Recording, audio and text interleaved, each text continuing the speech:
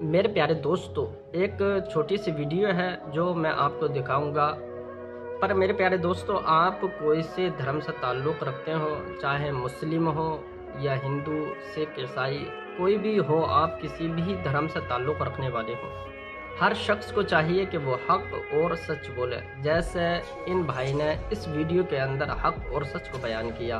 प्यारे दोस्तों, हमारी इस वीडियो को ज़्यादा से ज़्यादा शेयर कीजिए और अगर आप नए हैं तो हमारे इस चैनल को अभी सब्सक्राइब कर लीजिए ताकि हमारी हर वीडियो आपके पास पहुंच जाए। तो चलिए इस वीडियो को देखते हैं। अरे भाई साहब, ये मुसलमान हिंदुओं के कभी सगे नहीं हो सकते। अरे देखिए ना, मुसलमान जो है वो खुश है कि कश्मीर में 27 हिंदू को मार दिया गया। अरे आप लोग जानते नहीं हैं, मुसलमानों को सिखाया जाता है कि काफिरों को मार दो। आतंकी कौम है मुसलमान भाई, कहीं भी देख लो यार।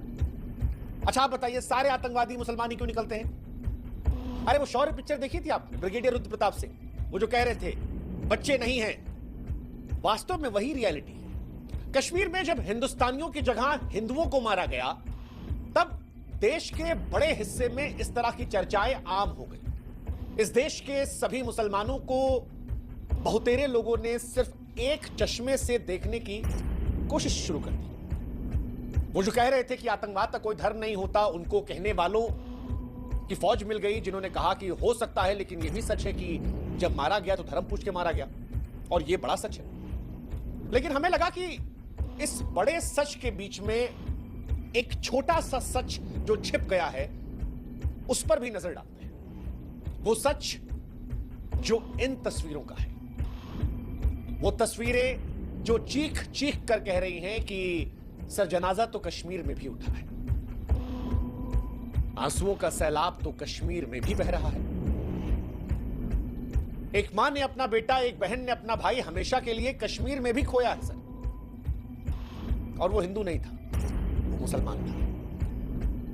वो मुसलमान जिसके पास ऑप्शन था जो कि हिंदुओं के पास नहीं था। हिंदुओं को सिर्फ उनका धर्म देखकर मार दिया गया, लेकिन इस मुसलमान के पास पूरा ऑप्शन था, क्योंकि कट्टरपंथी से अपना दुश्मन नहीं मानते थे। फिर भी इस मुसलमान ने मौत चुनी, और यह मौत उनके लिए चुनी गई जिनसे कुछ ही घंटों पहले होता था। यह मुसलमान चाहता तो बच जाता। यह जनाजा जो आपको दिख रहा है, इस जनाजे में इस मुसलमान को नहीं होना चाहिए था, अगर इस मुसलमान ने अपने बारे में सोच लिया होता। लेकिन इस मुसलमान ने नहीं देखा कि सामने कौन है, किसका धर्म है। उसने अपनी जान से ज्यादा कश्मीरियत को जिंदा रखने की ठानी। मौत सामने थी, लेकिन जिंदगी दूसरों की बचाने की उसने जंग लड़ी।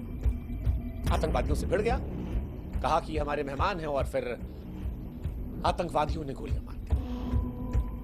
कश्मीर के पहलगाम में 28 लोगों की मौत हुई है, जिसमें एक मुसलमान है, और उस मुसलमान की कहानी को भी बयां किया जाना चाहिए।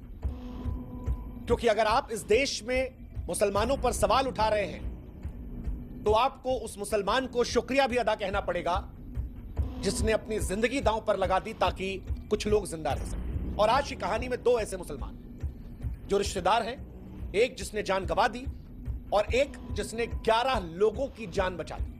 और अगर आप उस मुसलमान का शुक्रिया अदा नहीं कर सकते तो आप भी इंसान नहीं हैं। हां, अगर आप हिंदुओं की भी हिमाकत कर रहे हैं तो ये वो मुसलमान है जनाजे में जो हिंदुओं को बचाने के लिए कुर्बान हो गया। ये वो मुसलमान है जिसने इंसानियत को नहीं मरने दिया। जब हिंदुओं को कट्टरपंथी मुसलमान मार रहे थे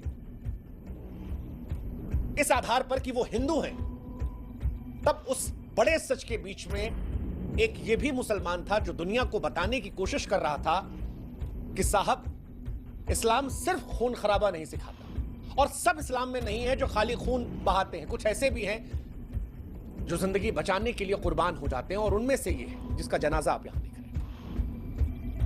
क्योंकि इसने अपनी जान एक हिंदू की जान बचाने के लिए गंवाई है, और ये इसका अपना इस्लाम है जो उस इस्लाम से अलग है जिसे वो कट्टरपंथी मुसलमान जो कश्मीर में आए थे और पैंट उतार कर, कलमा पढ़वा कर, चेक कर गोली मार रहे थे। कश्मीर में जो कुछ हुआ है उसने हिंदुस्तान की गंगा जमनी तहजीब को हिला कर रख दिया है।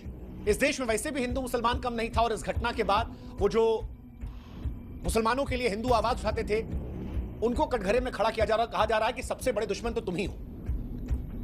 तुम ही दिन भर कहते थे कि देखो ये नहीं है और अब देखो इनकी कौम ऐसी है। लेकिन इस आरोप के बीच में यह तस्वीर बार बार सोचने पर मजबूर करती है कि क्या वाकई में आप जिस तरफ मुड़ना चाह रहे हैं वो सही है, या इंसानियत की लौ अभी भी जली हुई है उस जनाजे पर जहां पर एक मुसलमान लेटा हुआ है, इसलिए क्योंकि वो आप हिंदुओं को बचाना चाहता था और ये बताना चाहता था कि साहब सब मुसलमान एक जैसे नहीं होते। जब कश्मीर का कड़वा सच हम बयां करते हैं तब हम ये बताते हैं कि वहां धर्म के नाम पर खून बहा है, लेकिन इस जनाजे को देखकर ये तस्वीर भी चीख चीख कर कह रही है कि साहब एक मुसलमान तो वहां भी था। इस्लामिक कट्टरपंथी के खूनी आग में जलती कश्मीर की धरती पर इस शहीद मुसलमान की कहानी भी सुनानी चाहिए, और आज ये कहानी भी हम आपको सुना रहे हैं और आपको भी कहानी सुननी चाहिए।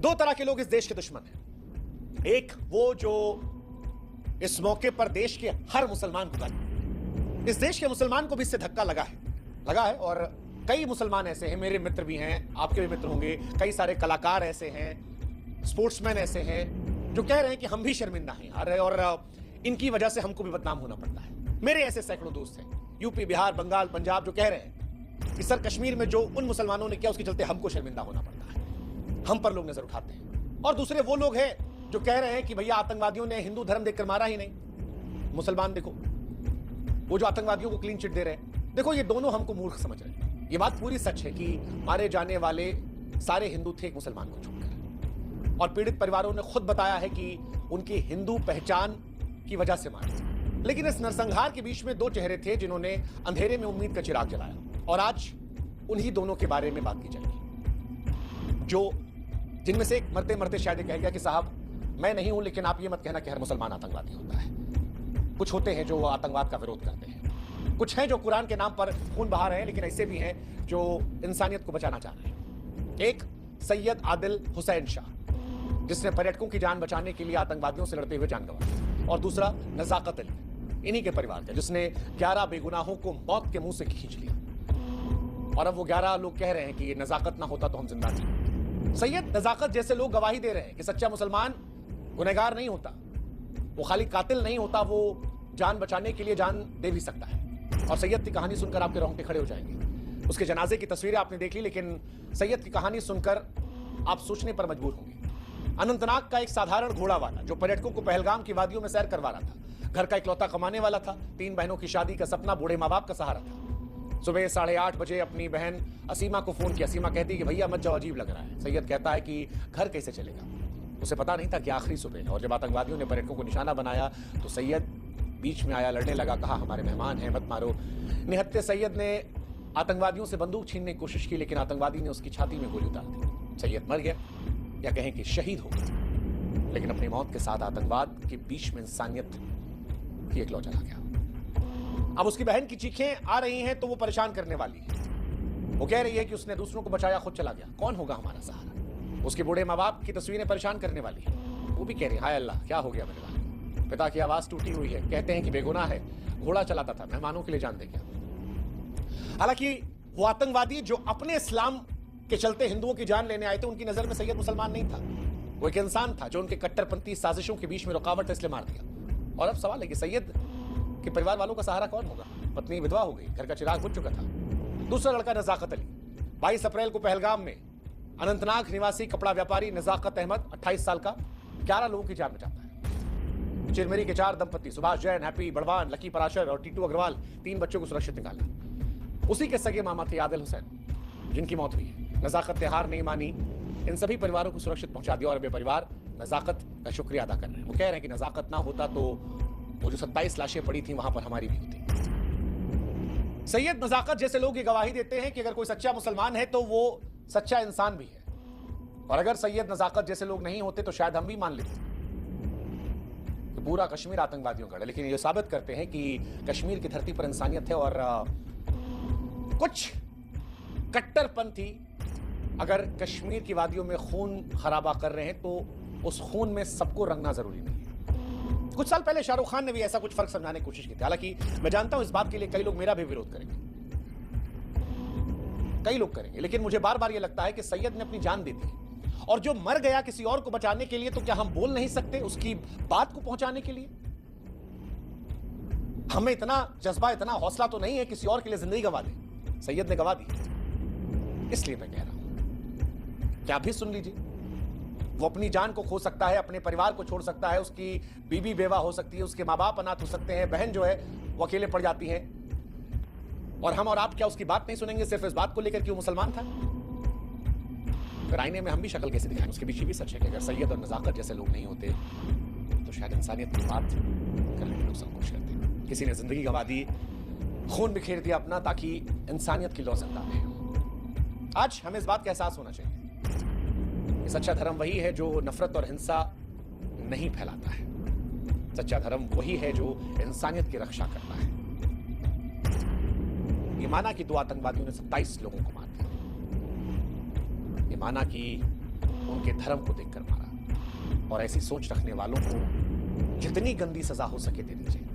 लेकिन जब पूरी कौम पर सवाल करिए तो एक बार सैयद को भी अपनी आंखों के सामने ले आइए, उसकी मां को भी ले आइए, उसकी बेवा को भी, उसकी बहन को भी, क्योंकि ये सिर्फ इसलिए मर गए हैं, इसलिए शहीद हो गए हैं कि आप ये समझ सकें कि वो भी मुसलमान है जो जान लेने के बजाय जान बचाने की कोशिश करते करते कुर्बान हो जाते हैं। बस इतनी सी बात के लिए वो दुनिया से चले गए।